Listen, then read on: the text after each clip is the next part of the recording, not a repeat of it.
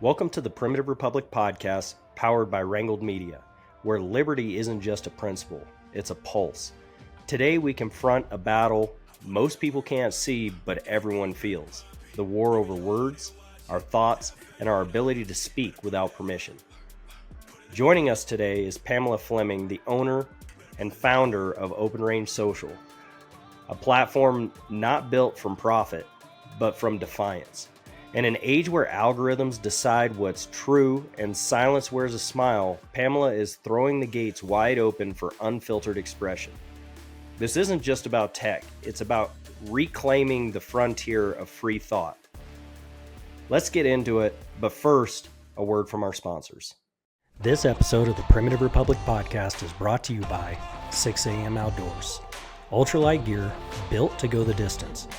Whether you're chasing bugles in the backcountry or grinding out miles on a solo trek, 6am keeps your pack light and your mind focused. And with a lifetime guarantee, you're not just saving weight, you're saving money. Rugged, reliable, and ready, gear up at 6amoutdoors.com.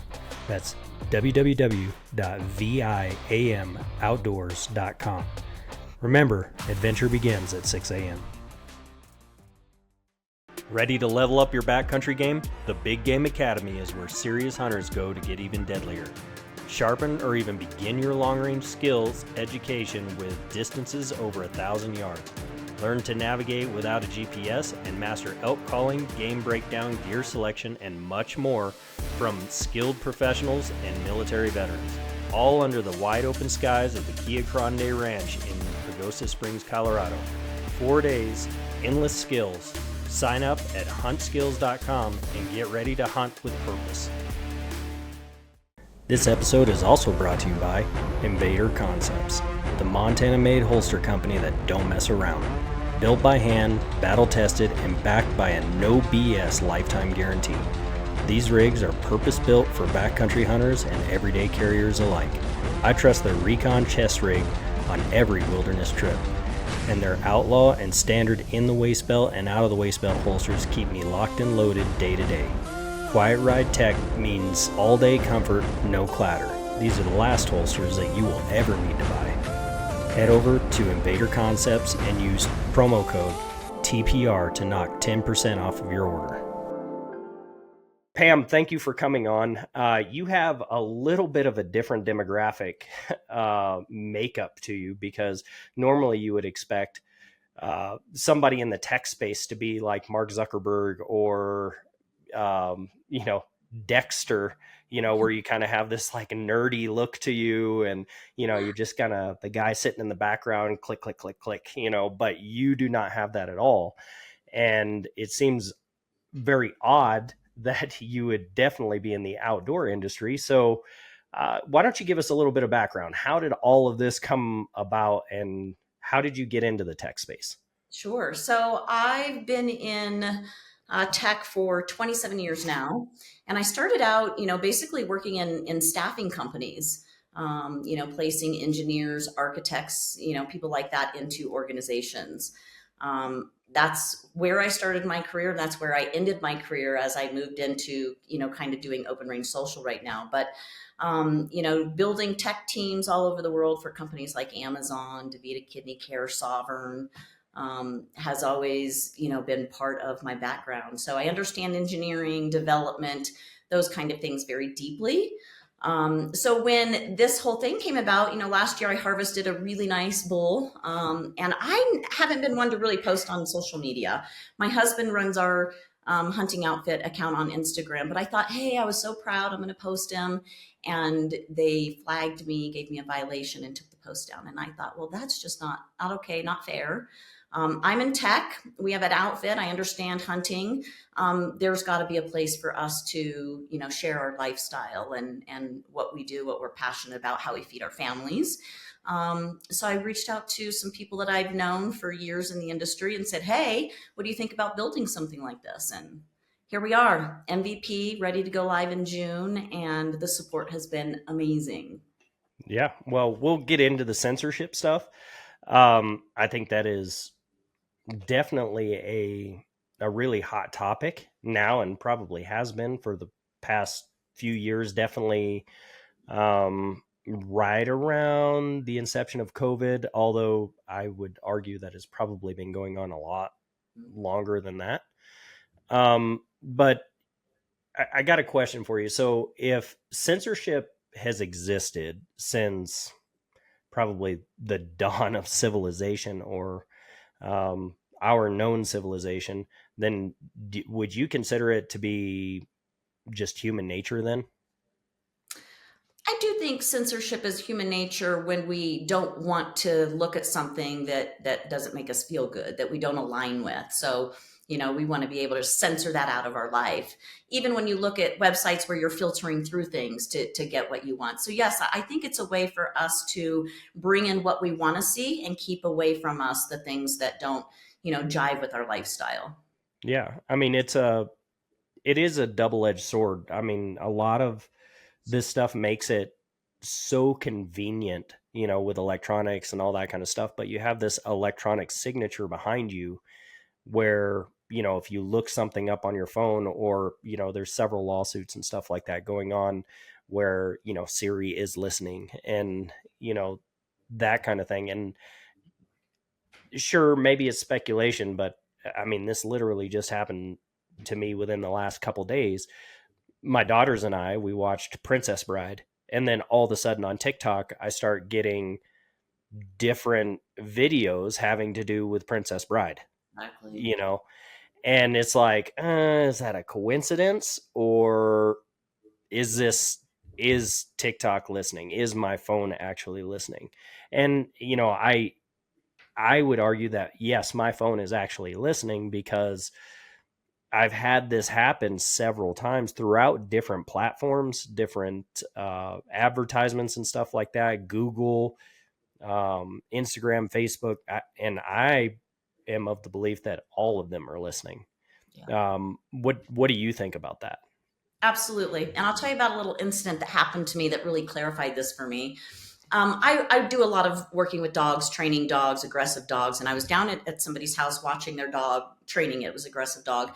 And I had went to their cupboard and they had those Shilajit sticks in their cupboard. And I was like, oh, wow, I wonder what those are like. And thought, no, I'm not going to try it right now. Went and sat down at my computer, opened my computer. And the first ad that popped up was the Shilajit stick. And I Hmm. was thinking, how, like visually how, but how did that connection happen? And I do think that. I think in every space that we're in, we're being watched and advertised to. Absolutely. So you think that the camera was actually on and looking? Yeah, I, Yeah. I would I would probably agree with that too, Yeah. and I think that is really really scary and really infringes on your ability to be free. Yeah. That You know, privacy. Yeah. yeah, Absolutely. your right to privacy. Exactly. Um, We a company that I helped build their tech team called Sovereign. It's here in Colorado. Their company in the first year went to $5 million of revenue doing this exact thing, right? So their mhm. the goal was is placing ads, and if people look at it or see it, then they're inundated with constant advertising from that industry or whatever it is that they looked at. But that shows you how I don't think it's needed, but how much of that's in you know our tech world when we have companies making that kind of money that quickly, off of those services for companies for ads. Well, it's an extremely effective way of marketing. If Yeah. it's something that somebody is engaging with or talking about on the outside, sure, it's a very effective way of marketing. I would say that it's a unethical way of marketing. Mhm. Personally, I think it's very unethical. Yeah. Um, so can we claim to be free if truth has always been controlled by the powerful and by corporation and all that kind of stuff? Do you think that we can actually claim to be a free society? No, I don't think we ever will be. And there's always going to be censorship. Even when you think about our app going into the App Store, any app going into the App Store, Apple has guidelines that they also look at content. And if your app is putting out content that they don't believe is correct, then they pull it and they don't allow you to post it. Same with Google. So I think no matter what, we're in a world that lives in censorship. We just have to find ways and avenues to open and broaden that for us as a community. So how do we look at like historical censorship and stuff like that, and like churches or kingdoms and governmental, all that kind of stuff? How do we look at all that stuff and then say we want to change for the future, and how do we actually change that? Yeah. By build well, so there's the double-edged sword, and there's the that I feel we can only go so far when you have big tech giants like Apple and Google. They own the market. You're one or the other, for apps. So it doesn't matter what we do, it's never going to fully go away. But what we can do is start creating platforms like this that give us voices. We have a huge impact on the economy, and we need to start creating places where we take away from these big tech and we put them into platforms that we as a community are moderating, growing, and developing for what we want. That's the only way our voices are going to get bigger. We're never going to get rid of it, obviously, but we can have stronger voices, stronger platforms for us. Maybe I'm a pessimist, but I tend to think that, unless we just completely wipe the slate clean with our governmental system and stuff, and I'm not advocating for, government takeover or whatever. That's not what I'm getting at behind this. But unless you completely wipe the slate clean and say, hey, we are no longer going to have our governmental process. We're no longer going to have big tech. We're none of Yeah. that stuff. I don't think that it'll ever happen, because there's so much interest in our government and the powerful to control and see what it is that we think, what we're going to do. And you can make educated predictions about what somebody will do and how they're going to think if you can see what they've already engaged with. So maybe it's just the pessimist in me, No. but for me, I find it really, really hard to see anything really changing, because the government doesn't want to give up that control. I mean, look at the Patriot Act. Yep. You know, No, I think that we can broaden our space and our voice, having a bigger space to operate in and taking up more room with our voices and visually. I think we have the opportunity to do that. But to ever get rid of censorship, it's never going to happen. I mean, like you said, everything would have to collapse, and we'd, start over without the internet, without technology. And we're a tech world. I mean, that's what we're built on. That's never going to change. But we can start doing things that give us a bigger voice. We can start coming together. So if the hunting, fishing industry, we're very dispersed. We're very separated. There's not really a place for us to be where we have strong voices and have a lot of pull. That's the thing that's missing in this industry, is like an ecosystem for us to grow and be very powerful where we have voices. That's what I hope for Open Range. That's what I really hope, is that we can start creating something that's super powerful, where we have large voices, we can be heard, we are seen, and we contribute just so much to the economy and wildlife. well, let's go ahead and get into that. So, what is Open Range, and what was it that kind of stemmed you wanting to make Open Range? Yeah. Open Range is a censorship-free social app for all things hunting, fishing, outdoors, you name it. Just for people who are really tired of being on big tech platforms that are, censored all the time, that you can't grow your brand, you can't grow your podcast, you can't, grow as an individual and network. So it came out of, like I mentioned, feeling so hunting for me is super emotional. I was on another podcast and I said, I'm not a killer. I'm not a natural born killer and hunter. I'm a feed my family kind of hunter. Um, I would, without my husband, I would not go hunting. We have a very amazing dynamic as a married couple, where he leads me through all of it. I hold the feminine space in hunting, and he's very masculine, and I love it. I really honor that place of it. So, um, it came out of really being frustrated that, wait a second, this is a lifestyle, this is the way we feed our family, this is what we've done since we've been on this planet, and why are we looked at like we should be shameful about what we do? So that's when I reached out to, people network that I've been in tech for so long, and said, can we do this? What does that look like? And they said, let's run with it. So we started, I think, in January, and getting ready to launch. So how is it that you realized that you were actually being silenced as a hunter, or um, and what do you think attributed to that silencing? When you look at your statistics, and I think that really came from our Instagram account for our business, when you really looked at how many people were following and interested in really where our data was going, who was seeing our content, and the slowness of being able to build that. So that's where I first saw it. My husband for years every day was like, oh my God, complaining about Instagram and complaining about the censorship and the throttling and the shadow banning. And then when I went over and posted on TikTok, and that happened with mine, that's when it was like, well, that's just not okay. We need something different. We need something where we can all come together. But it was through, our business operation on Instagram. Well, it's something that I think is really interesting is, Zuckerberg just came out on Rogan a few months back and came out as a hunter.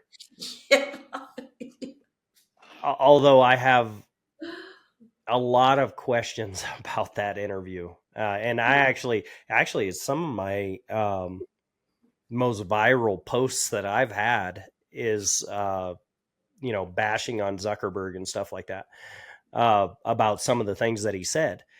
And I don't understand, if he is a hunter and he really cares, why is he disenfranchising hunters? Yeah.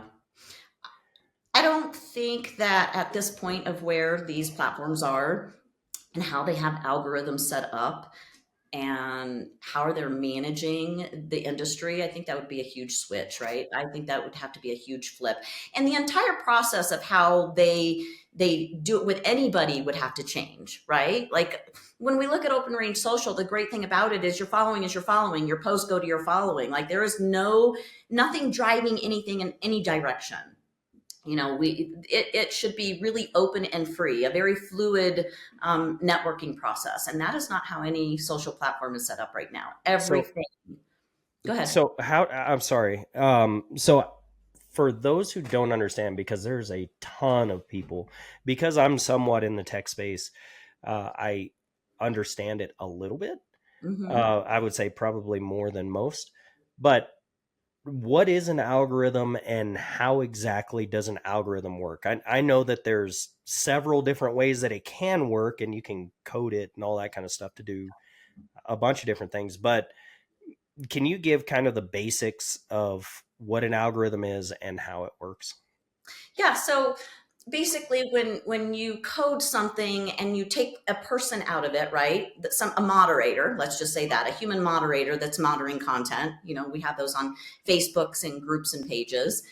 You write code within that to do that for you. So it picks up on things. It could pick up on blood. It could pick up on a head. Like it's coded to pick up on certain attributes within a post. And then from that, it's given direction, right? So if you see this, go this way. If you do this, go this way. So it's just basically code. And we're just asking it to do something, for us. That's all it really is. It's pretty simple. Coding is not simple, but the act of what it's doing, and how it's screening is basically you're taking a human out of it and you're putting code to do that for you.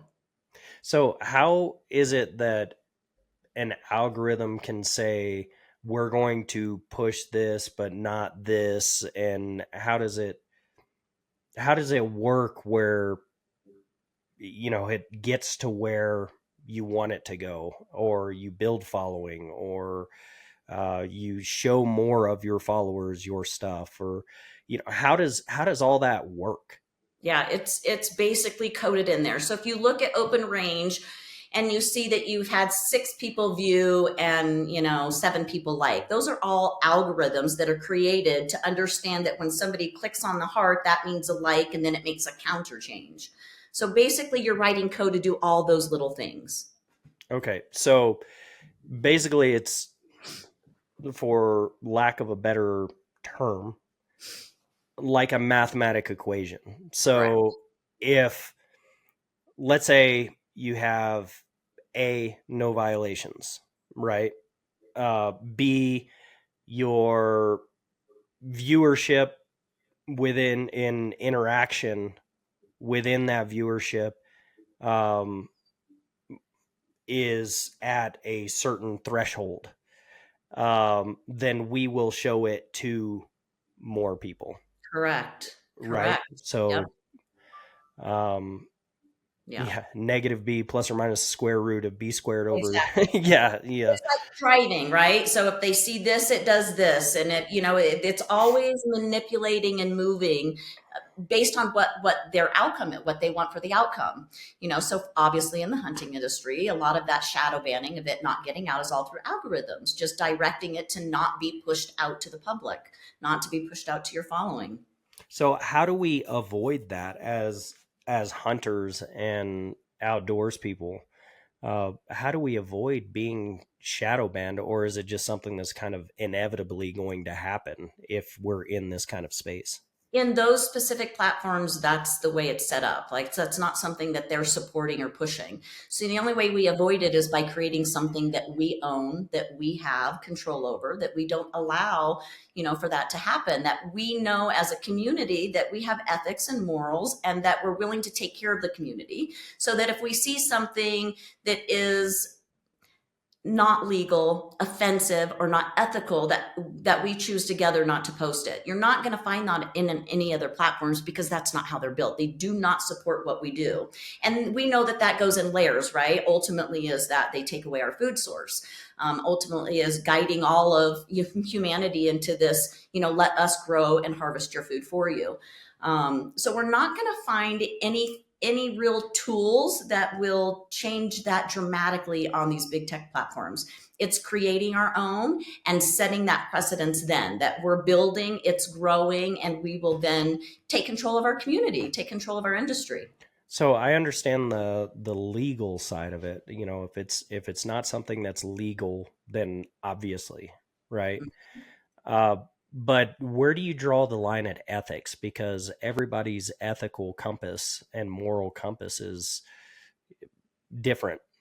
So how do you draw the line at what you censor or don't censor ethically? Community. If a post gets so many flags, then that's something that we look at.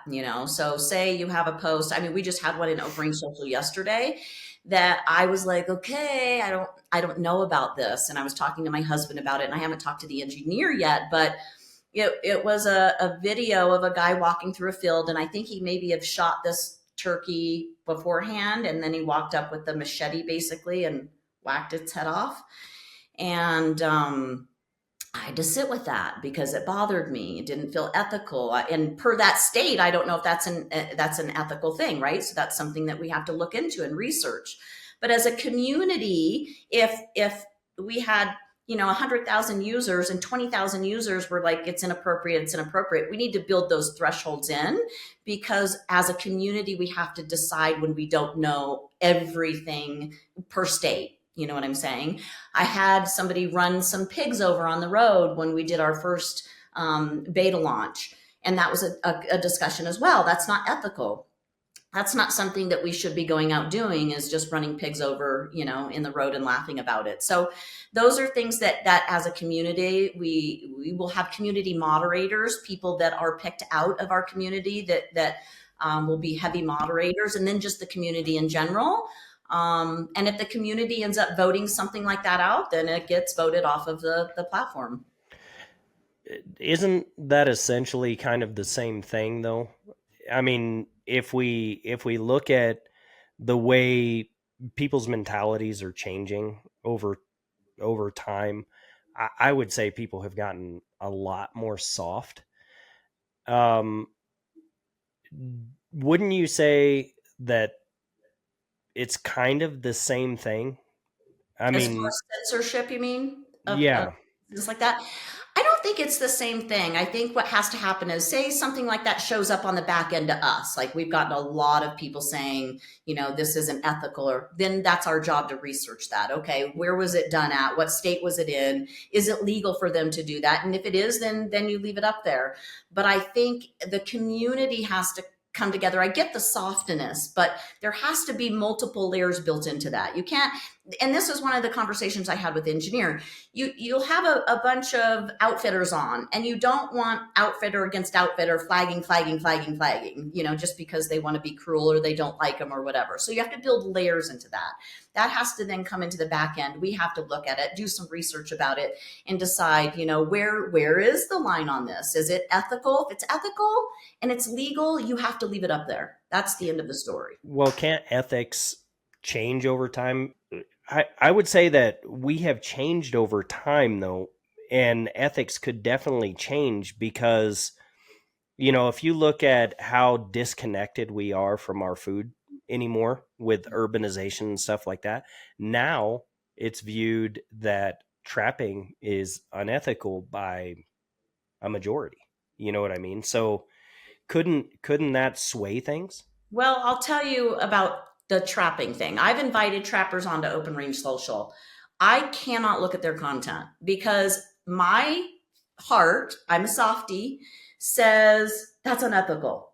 The animal should just be shot dead. The fact that they have to be in a trap and suffer, to me, that's unethical. But I'm not the judge and jury, and trapping is a legal activity. They're allowed to do it, and they're allowed to do it with traps.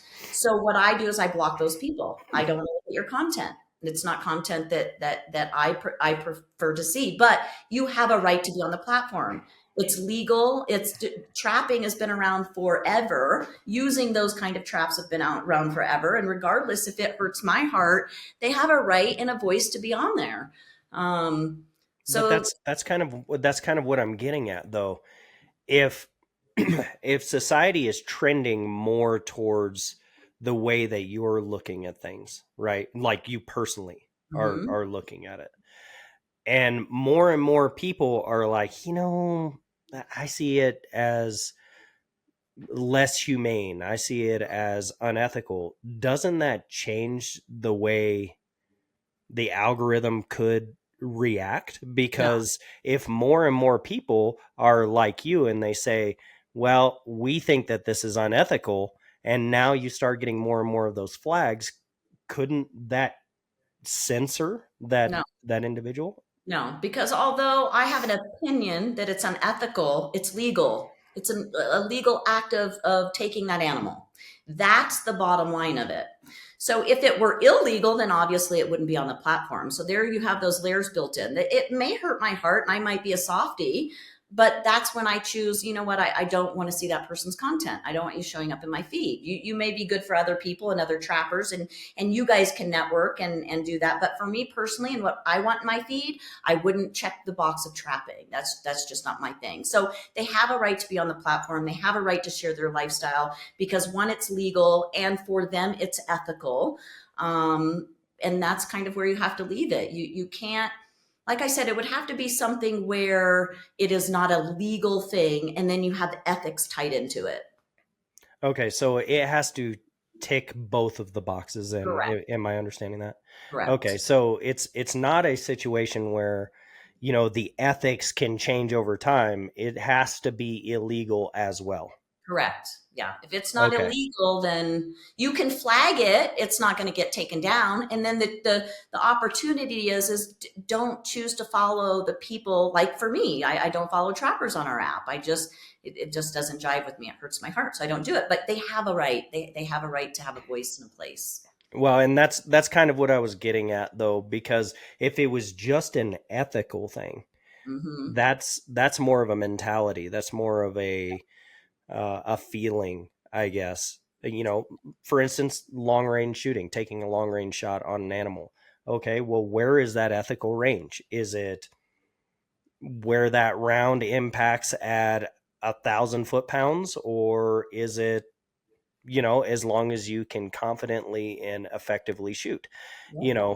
Where is that line? Because legally, both are legal. Hmm. So if over time, people are like, no, I think it is, you know, it gets less and less ethical to shoot past 300 yards, let's say. Then now all of a sudden you've got more and more people flagging something, and then that censors Yeah. rather than, Yeah. you know, Past it's legal. I mean, that's the point. There's some, I mean, we do a lot of long range shooting in Arizona at our outfit. I think it's a very subjective thing, right? What we sure. consider ethical, subjective per person. So we have to look at legalities of it. We have to make sure that that is the foundation of it. And then from there, you know, don't look at it if you don't agree with it. But as long as it's legal, then it should be allowed on the platform. Yeah, yeah, absolutely. So, what is it that is going to be different with your guys' algorithmic makeup than what you've seen on like Instagram, Facebook, TikTok, so on and so forth? And I don't mean like, giving out company secrets, but Yeah. as far as discovery, right? Um, you and I talked about this a little bit off air, and how we get discovered versus, what is shown to our followers. Yeah. Um, what's going to set yours apart? How do I know that if somebody is following me because I knew them somehow, right? Well, how do I get discovered by maybe their friends, or how do I discover their friends, or something like that, where it, birds of a feather kind of flock together. Mhm. So how do I know that my followership is going to grow, and at the same time my content is going to be shown to my followers, and at the same time to the New follow. outside, yeah, Yeah. new followers? So you definitely build in algorithms that kind of do that sorting for you, right? So as the platform grows, we'll start building AI tools in there. So they'll be specific to you, what you like to see, whether it's elk content, deer content, shooting content. So you start building your specific algorithm based on Hmm. that. Your followers will, their content will always show up in your friends space. So once you go into your friends link, you can see everything that all of your friends have posted. And then the home feed, the discovery feed, is where everybody shows up. So people can sort that again by, industry, whether they want to do hunting, fishing, trapping, and you can start narrowing down and honing in on the kind of content that you want coming into your feed. And then you can expand it whenever you want. Okay. Yeah, I mean, we had talked a little bit about, and I had looked up the numbers pre this podcast, because I wanted to see the difference between it. It seems like it's a whole lot easier to grow your following with TikTok than it is like Instagram, Facebook. Yeah. Um, so I looked at the numbers, and I thought it was really, really interesting because I post very similar content, Mm-hmm. and on all the platforms. And Instagram was like 34% of my followers saw my stuff, where on TikTok it was like 3%. Yeah. So both of those have their drawbacks to them, right? Um, but with TikTok, it seems like you're censored way more every single day. Every single time I do a post, I've been sending you Yeah. my issues that I've been having with TikTok, and there's so much more that gets censored blatantly on TikTok Yeah. than Instagram. It just seems like Instagram shadow bans you, where there's nothing you can do about it. Um, so what are the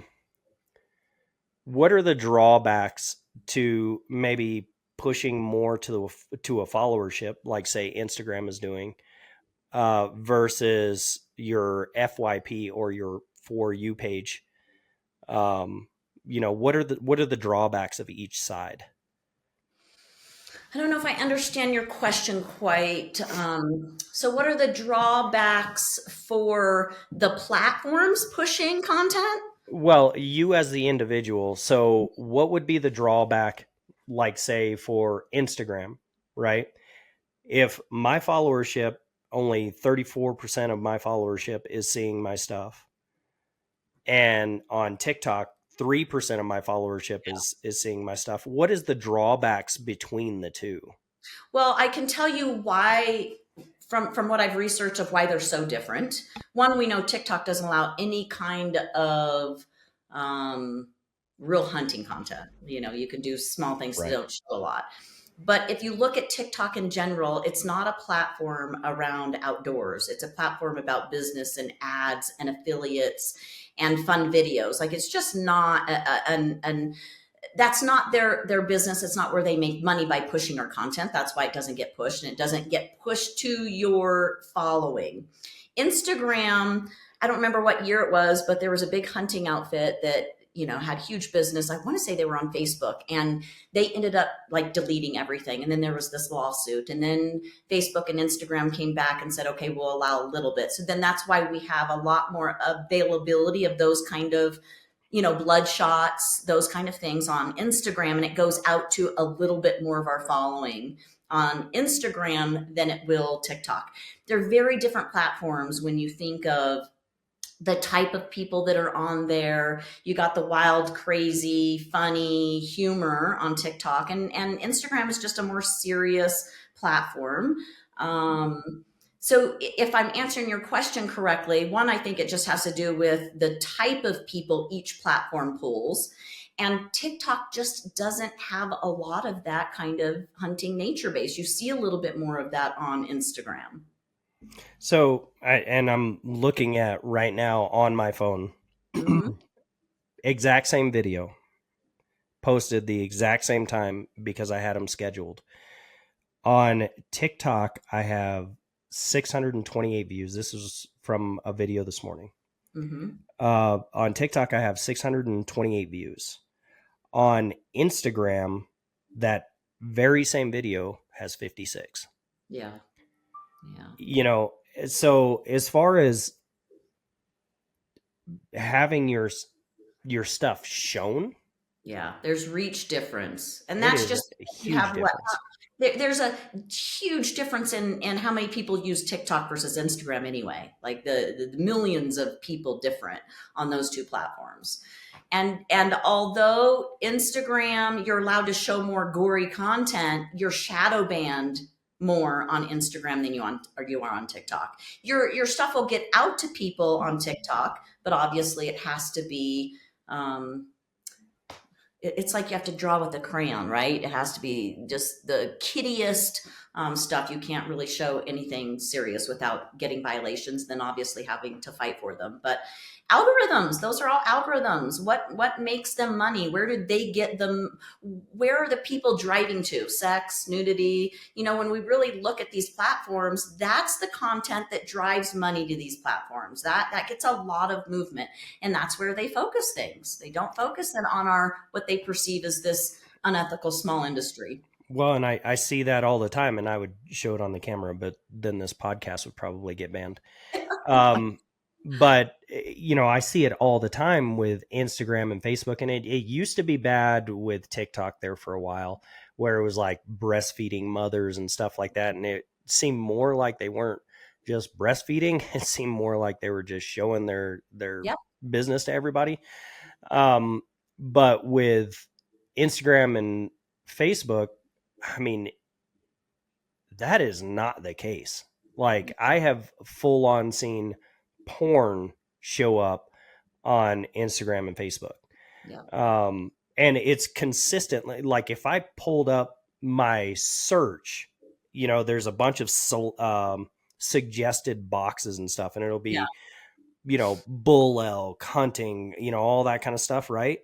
And then it'll be a half naked girl, and then another half naked girl, and then one with her junk falling out, and it's like I'm not searching stuff like that. So why is that showing up to me? Because that's when you probably look at their data analytics, that's where the movement is. That's where the drive is. That's where the money is. That's where the people are going. And if you don't have people, you don't have a platform. right? So you're going to cater to those things that draw in those people. That's not our industry. So We're a pretty sick world these days when it comes to pornography and child pornography and sex sells. And I'm a yogi. I've been a yogi for a long time, and I'm a very you won't find me in shorts. You won't find me in a bathing suit. You will find me in my yoga clothes doing, my yoga. But you have all of these women now in thongs, doing all these yoga poses, and then they're angry that they're getting harassed by men. It's like you can't put meat in a lion's cage and expect it not to eat it. Like you're yeah, putting yourself out there, but that's what gets them followers. when That's you're how showing a video where I can give you a gynecological exam through exactly, your yoga pants, it's like, exactly, mm, are exactly. who's objectifying who here? That's what I mean. Those are the things that are gaining momentum, and that's when you look at our world. I mean, look at sex trafficking. I just look at where we are. Those are the things that sell and build brands. Shouldn't there be some sort of a thing, like if we look at it from a governmental side of things? I'm very much a non-interventionalist in most cases, but if we're trying to keep our kids away from stuff like that, how is it that we how is it that we can keep them away from that without just saying, okay, none of social media, period, which is probably not a bad thing to do. But uh, let's just be honest, kids are gonna want to get on there, Yep. right? My kids, we've moved several times and all that kind of stuff. They want to keep track of their friends, and it is a very effective way to keep track of your friends. I do it all the time with my military friends, with people that I'm friends with all around the world. It is a great way to keep track of them. So I understand it from that perspective. Yeah. But governmentally, how do we keep kids from seeing some of this content where, do you put age restrictions on the content? Like how would that work? I don't even think if we put age restrictions, that this is something that's so prevalent in our world. And it doesn't matter where you go. Take a walk in Walmart, go to a store. These teenage girls, and 8, 9, 10, are wearing shorts that their butt cheeks are hanging out. And so I don't think that we can, I mean, parental wise, we can set things up, but I don't think we're going to get rid of it. I really don't. I think that the switch has to happen is where we, start working with kids in grade school of getting them out into nature instead of on technology. That's where the shift has to happen. My husband and I were talking about this last night, the gap that's happening, right, from our elders of hunters. Like when you look at the space of hunters, I think that the majority are these 55 plus. So as that starts to die off and we're not getting our young kids in the field and we're not showing them hunting and the ethics and what it does for wildlife management, lands management, we're losing that. Hmm. So it has to start, I think, in the home where we say nature is what's most important and not technology. That they have an interest of getting out and hiking and seeing wildlife and hunting and understand what that means when we bring food to the table and what the other side looks like when we're trucking animals down a highway at 101 degrees to a slaughterhouse. Like that's the piece that needs so much attention because government's not going to step in. I mean, they're not going to do anything. It's going to be a parental thing and a community thing. Well, do you think government is the one that's driving a lot of the censorship that you're seeing in, some of these platforms? I definitely think it's tied to government.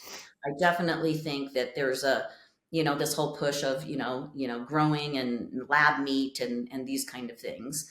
I definitely think that's a layer in it for sure. Okay. Well, then, with that being said, how at open range are you guys going to avoid that government push? Because I heard I don't remember if it was a politician or who exactly he was, but he had said that he had a meeting with the Biden administration, towards the end of that term, and he was some sort of a tech guy or whatever, I believe. And they said, you might as well just not even start it because we are going to have control.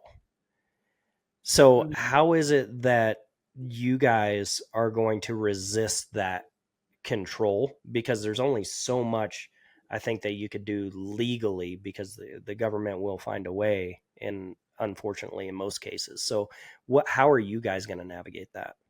And are you talking about control over the censorship of our content or control as far as Yes. adolescents? Okay.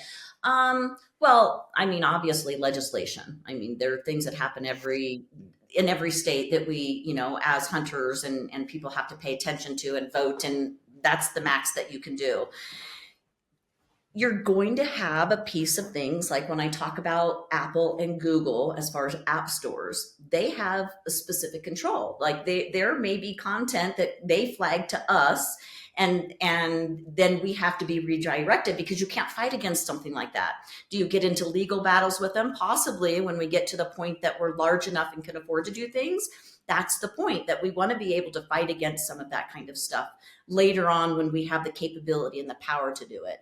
But government's hard. It's a hard fight, it's an expensive fight, but that's where I say that collectively we're more powerful than we are split out here and split out here, where we can't commune, we can't talk, and we can't change things. Well, I mean, doesn't it seem like because we know that you have those governmental, I don't really want to call them guardrails, but for lack of a better word, we'll call them guardrail restrictions, I guess, where they don't necessarily like what it is that you have to say, and they say that they want you to speak freely and stuff like that, but we all know that there's a huge attack on that and Yeah, on First Amendment. yeah. So don't you think that because of that fear, um, people aren't speaking their mind? No, I think people are speaking their mind. I think people are fed up. I think people are not giving a shit. I think people are saying what they want to say and we'll deal with the consequences later. I mean, that's how we're building our app. That's how we're taking it. We're going to do what we're going to do and we'll deal with whatever comes when it comes. And hopefully we have the community, the power, and the finances to fight against those kind of things. Um, but I do think we're at a time where many people are just saying we don't give a shit and we're going to say what we're going to say.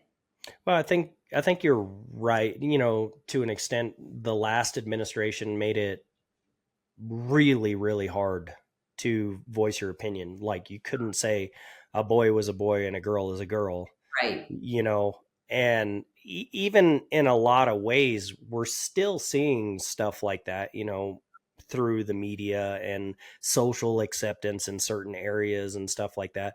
Makes it really hard to have a civil discord with other people, Yeah. because if you want to get anything done, you can't piss off the other side if you want to try and meet in the middle, right? Yeah.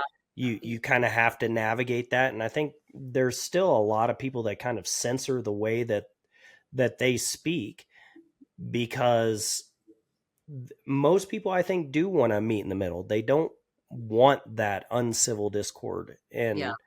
and argument and all that kind of stuff. Now, there's some that just choose violence, you Yeah. know. Yeah. Yeah. Well, Um, luckily we have the freedom on the app right now, right? Like we're in control of it.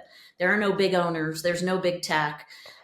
There's no governmental hands. I mean, how we're building open range, I think we have a lot of freedom there. And we're allowing a lot of freedom. You have a voice. We're not allowing, bullies and that kind of crap to show up. And that stuff is just won't be tolerated on the app. This is a safe place for us to build our communities. So I think we're pretty fortunate right now. I think as we build, we gain momentum, we have bigger voices, and big tech sees what's happening. I think we're going to start, navigating into some muddy waters where you try to find the middle with somebody, you try to find a common ground, but when you deal with big tech and government, there isn't. It's their way or no way. And then you just have to, deal with that as we get to those points. But that's going to come, I think, when we gain momentum, when we gain some power on these platforms. Well, you mentioned the bullying thing. With hunting, I think probably the biggest bullying, it comes from, oh, you shot a 2 point buck. Oh, you Yes. should have just let it grow up, and all that Yeah. kind of stuff. Yeah. So is there room for razzing people, or how does that bullying um get monitored? Like, what is the line there? Again, it's a flagging system, that has to meet a threshold. And I think that, in the hunting industry, we're very playful. We give a lot of crap out. And um, I think that's just part of the industry. But we do understand when, when it becomes harassment, belittling, those kind of things that are just unethical and not why we're here. Our community needs to come together and build something magnificent and support, one another. So hopefully we're able to manage that through the, flagging system, and then the back end where we get to see what's going on. So I'm hopeful that we're going to build a community that is not about that, and we'll Right. address it, immediately as we need to. So I was part of the testing team, and all that kind of stuff, and um it was down for a while because you were making big changes on the back end. Yep. So when do we expect that open range is going to be available? By June 1st, I think we'll be submitting to Apple Store next week for iOS, and then the week after for Android. So we should be hitting the stores by June 1st. But we did. I got so many pre-registered users that our backend build, we decided to rebuild for immediately 100,000 users. I was just getting inundated, so it was like, okay, let's just revamp it now, so that when we go live, if we're hit with 100,000 users, that our back end can handle it. So that's what we just transitioned through, backup and test. That's going well. So it should be to the Apple market to get approved next week, and then hopefully in the store by June 1. Well, being part of kind of the tech space and stuff like that, I understand this, but I why would, and this is one of the things that I've been asked before, but why would you have to build it for a certain amount? It seems like the internet is infinite, so doesn't everything just get stored on the internet? No. So if there's a bunch of people or whatever, can it just handle it? No. So the internet's different than servers that have to house data. So when you think about a social media platform, it's all data, it's all content. All of that content and data has to be housed somewhere. The internet, the URL, the way we get on is different from how things are stored. So if you have cloud servers or a hybrid where you have on-site servers and cloud servers, and then the applications that you use to store data, the databases that you're using, like we use Postgres to build our database, those have to be large enough to handle that content. So that back end is layered in the database that you're using, then where is it being stored? How long is it being stored? Then it goes here after so long. That has to be an enormous space for content to be housed for a social platform like this. So Yeah. when you start building an MVP, you're starting out small. You're thinking a couple hundred people as we move through this. And then the more and more people that started saying, hey, I want to be part of this, it was like, okay, Griff, we really need to make sure that our backend, our database, our servers can handle this kind of load. How many people are uploading videos? How many people are watching videos? How long are the videos? What kind of videos? Are they 720, 1080, or 4K? So your backend has to manage that whole process. Right. So, and to kind of put it into context, and so correct me if I'm wrong, but this was the way that it was explained to me when I was going through college. And it was significantly dumbed down, Mm-hmm. so this isn't meant to demean anybody's social or, intelligence. But the way it was said to me was, if you were to run a house on batteries, right? Mm-hmm. Batteries are the server. that stores all of your power, all that kind of stuff, right? All of the wires and everything, that's the internet. And that is what, uh, you know, puts all of the information out. We're streaming on the internet right now, but all of our content and stuff is the stored power, right? Right. So this video that we're doing for this podcast, it's actually stored on a server somewhere or a battery somewhere. And then once you get to a point where that battery cannot handle the amount of power or information that you're trying to store on it, you need either A, another battery, or B, a bigger battery, right? Correct. Yep. And so to put that into context, that's kind of, if I'm understanding you correctly, that's kind of what you're talking about is you need to have a server or a battery that can handle all of the video, text content, all that kind of stuff Yep. that will handle 100,000 people, Exactly. because that server space, that battery costs X amount of dollars just to be able to handle that, right? Correct. And then when you're looking at different video size and all that kind of stuff, it takes up more and more room, And right? bandwidth. Then you have to think about bandwidth. This is different than Yeah, storage. How does it move through the wires from the internet to the server and back and out to everybody? exactly. Exactly. So just to kind of dumb it down so the listeners, really understand, what sort of issues that you're having to deal with on the backside. So how is it that you even secure that amount of server space and, bandwidth and all that kind of stuff? Like So they how have does companies that that even work? Yeah, so they'll have companies, that offer that. They have like server farms. So, the one that we're using is in Phoenix, and basically it's this big building. We're doing a hybrid, right? So we're doing cloud as well as solid servers, real servers.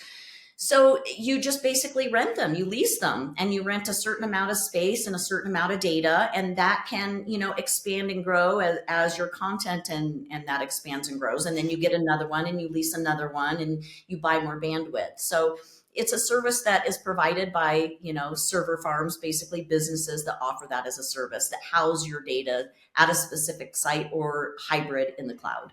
Right. So, and when you keep bringing up bandwidth too, so um, just from an electrical background, uh, you can imagine a bandwidth being the size of wire. Yeah. Let's just say there's so much amperage that can go through a certain size wire. Well, the more information that you're trying to pass through there, or actually maybe a better example would be a pipe, right? You can only allow so much water to get through that pipe. Well, when you have more and more people drawing on that server, you need to be able to allow more and more water that will Right. go through that pipe. So when for everybody else who's listening to this, when when she's saying that she needs more bandwidth, she needs more flow to be able to happen from those servers out to the internet. It's like an So extension cord, like at hunting camp. We'll do extension cords from our generator to run this one. That power starts to diminish the right, farther out you go. And that's the same thing with bandwidth. The more you're putting into it, the slower it's going to get if you don't buy more bandwidth. So that increases for us the more content, the more users, and that's it. How many, and you start have to think about that in the beginning. How many users are we going to have? How many videos are they going to upload? How many are they going to be viewing? Are they going to be on there all day? So it's something that's a constant ebb and flow, growing. right. And that's why we said, okay, well, we just need to build this right off the bat for 100,000 users. How do we? Well, how is this going to be funded? Are we going to be dealing with advertisement here, advertisement there? Like if you scroll through TikTok and stuff, it's like every other or every five is an advertisement. So how is it that it's going to be funded, or is this going to be just like a giant advertisement? So funny you should ask. We were just So this app's being built by the community. When we do polls in our Discord, and when we want something a certain way, we vote on it, to decide how do we want this to operate. So we just did a poll about charging subscription. Should we charge? Should we not charge? What does that feel like? And the majority were like, no. If it's a business, yes. If it's in the store, yes. And if you're doing premium features, that you want to add, like live streaming, those things are insanely expensive to house. To offer in a social app, live streaming is so costly. So you have some of these features that we're going to implement that are going to be costly. So you have to figure it out. So it was, okay, do we want subscription based? That was a big fat no. Do we want to do subscriptions that your subscription buys you stock in the company? That was a hot yes. Venture capital. So I've been meeting and submitting and presenting to venture capital groups. So we get investors that get involved. And then there you have to be particular to make sure that we don't lose what we're building as far as the control over it. That if we do partner with something like that, that it serves our industry, that they serve our industry and understand why we're doing what we're doing. So there's a few ways we definitely have to fund. We can't run. I can't afford it. I mean, you're talking, you get 100,000 users. It's probably 30 to 50,000 a month to run that platform. It's insanely expensive. So those are the avenues. We are putting in this. We have the two-sided store, the marketplace. They're currently, I was on with the developer last night. We're starting today building a booking agent for outfitters and guides, because one of our biggest struggles for my husband and I on Instagram, he does a post and he'll get hundreds of people that are wanting to call and talk to him about putting in. And then he spends hours talking to people. Then he tries to go through his Instagram and is like, oh my God, I don't remember who that was and how many points and where they were.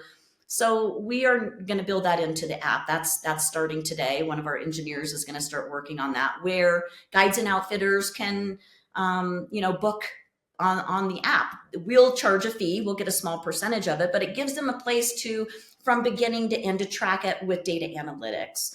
And an understanding of their business. So we'll have different layers of channels of revenue. But the bulk, as far as funding, will probably have to come from venture capitalists or doing membership where you get stock in the company. Okay. And how does that work with stock in the company and stuff like that? Like, is Yeah. it basically So a percentage per it's dollar, or? years. So say somebody pays $9.99 a month, they get all of the features, even the premium features of the app, and then they get 5 stock options per month. And it's a vested over 5 years. So you take, those 5 options, I don't remember what it was, like 300, and then at 5 years you're vested, and then you can either, sell your stock. We could do dividends. There's some different markers that we can do for exit strategy. But that was kind of the hottest one in our, kind of our poll group of, oh, I would do that because it's a startup and those stock, are going to be worth a lot of money, here in 10 years. So is there any fear there with, I mean, if it's publicly traded, or are you not talking about publicly traded, just actually splitting? It'd be Okay. privately Okay. held. So what would happen is, I hold a piece of equity as the owner. I've given equity to my engineers because that's how they're building the app. They are building it off of having an ownership in the company. And then say you have 35% left. That 35% can either be divvied out to where we do community owned, where their monthly fee, and depending, they could go up and say they want to do $50 a month. Then they're getting 1,800 stock per year. So that would be more community owned versus leaving that 35% to VC capitalists to take a percentage of for, what they want to give us. Like right now, we're doing $1 million pre-seed raise for the company. So the venture capitalists could take anywhere from 10 to 15% of that 35 if we take that million. So how would you know how many shares of stock that you're going to be creating based on the number of people? So let's say you end up at some point having 50,000 people that are paying for it. If you were saying from the very beginning, let's just say 1,800 shares of stock, but you only have 350,000 shares, you would run out of shares. So at some point you would have to split the stock. So how do you manage all that? Maybe not split the stock. Maybe it's more about an exit for them where those shares go back in and then you can purchase again. That's that fear of missing out, right? If I don't get stock now, then I have to wait 5 years for it to, for them to sell or whatever it might be. So I think we're starting out at 10 million shares is kind of where we're at. So we'll have to decide how many we want to allocate towards a community owned or venture capital owned. Okay, cool. Well, I'm really excited uh, to see how everything's going to look, how everything starts out. It seems like there's a lot of interest in open range starting. I've heard a lot of people talking about it, and hopefully you come to Poma and talk about this a little bit more too.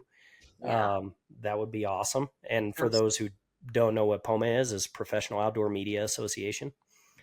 Um, and yeah, I think it's going to be a really good thing. Yeah. Um, It's gotten a lot of traction. That's for sure. More than I had anticipated. I didn't think it would just explode like it did off those first couple videos that I did. And when that momentum started, it was like, how do you stop? Everything has felt so perfect, I guess, just the evolution and the momentum and how many people we have like you that are doing podcasts and getting our name out there. And I mean, it's been just a profound community. I mean, we're just an amazing community. We're very tight knit. We care about each other. We care about the industry. So it's something that I think we're creating something pretty special that hasn't been done yet. And I say we, I mean the community. I don't mean this isn't about me or our development team. This is literally about the community. All questions are asked back to the community. What do you want? And we listen, and that's what we build. yeah, well, it's not a surprise that it's having so much momentum behind it, because I think people are just completely sick of being shut down. You know, if you look at the hunting voice just across the United States, like when I was talking to John Stallone yesterday, um, he said that there were 14 to 16 million hunters Yep. in the United States. Well, that's 14 to 16 million voices that are pretty stifled through big tech and stuff like that. And I think, we just want to be heard too. Yeah. We want to get our information out there. Uh, we want other people, like for myself, I, I 100% believe that hunting is going away, mainly because the the everybody's disconnected, right, from where their food comes from. And because it's out of sight out of mind, where now you get into these urban societies and you walk into a grocer, you know you no longer see that your meat had a life, or you don't see what it takes to actually grow all your food and stuff like that. Well, even if you're a vegan, how do you keep those animals out of your food? Yeah. Because that food has to last you. You only have a certain amount of growing season in Yeah. many places in the United States, or the world. And so how do you keep those pests out of there to make sure that if you were surviving just off of that garden, Yeah. that food was going to last you for the rest of the year, and you've got the displacement of those animals and stuff like that. And people just do not see that anymore, because they can go into a grocery store and they can buy whatever they want. When you're buying tomatoes and stuff like that in the dead of winter, well, how the hell do you think those things get grown? Yeah. you know and for me, I want to get that information out there. I want us to be able to see, hey, it takes animal displacement, or it takes an animal life in order to feed us. Mhm. And if the messages that I'm putting out there are being stifled, well, I think that just hurts humanity. And that's not to give myself a big head, but myself and other people like me, Yeah. that messaging has been lost. Yeah. Well, and I think it's the declining of the hunting industry. And I don't mean, breeding in the aspect of breeding, but the children we're bringing up in this world are technology children. They're not nature children. And that's the problem. And until we fix that problem, we're going to see it decline and decline because the population is growing. But the hunting industry, our grandparents, our parents, those people who instilled that in us are going away. And these new kids that are being brought up is all technology. They're not nature based. They're used to going to McDonald's and Taco Bell and the grocery store. I mean, that's what they're brought up in. They're not brought up where, we are, where you go out and hunt and you fish and, that's kind of the lifestyle. That's what you did for fun. So I think that's the bridge that has to be gapped in there. I think we need to get into schools. I think we need to start educating children and bringing them into nature. That needs to be done. And then the second part that you mentioned, like the 14 to 16,000 or million hunters, between fishing is one bigger than hunting. Yeah. I mean, it's huge compared to hunting, and they are censored just as much as we are. I mean, I get a lot of fishermen that are just, can't fillet a salmon, you can't show anything. Mm-hmm. In between those two, we have 72 million people that are not being served on social media and $144 billion industry. And that's the tap down. We're a $1 trillion industry, and hunting and fishing is 394 billion. But if you funnel that down as far as just without trapping, we're a $144 billion industry with 72 million people. Where is our voice? Like, we contribute to the economy, wildlife management, we do so much. So why don't we have a voice? This is what Open Range needs to do. We need to start being the platform that has that. We're the ecosystem to keep that alive. We need to have education. We need to have children involved. We need that. Yeah, absolutely. Well, do you have any final thoughts? Any plugs or anything like that? I don't think so. Just follow us, shout out, tag us, share it with your friends. And like I said, we're going to be going live June 1.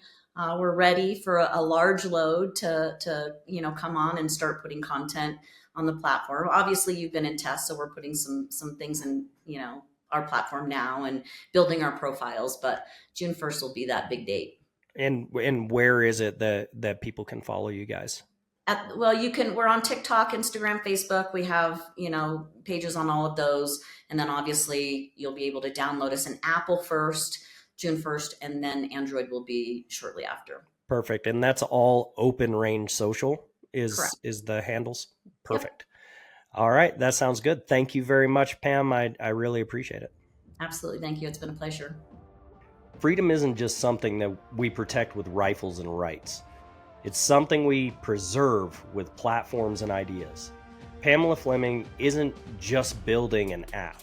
She's building a refuge of truth in a world flooded with filters. If you believe in the power of uncensored conversation, then this is your call to action.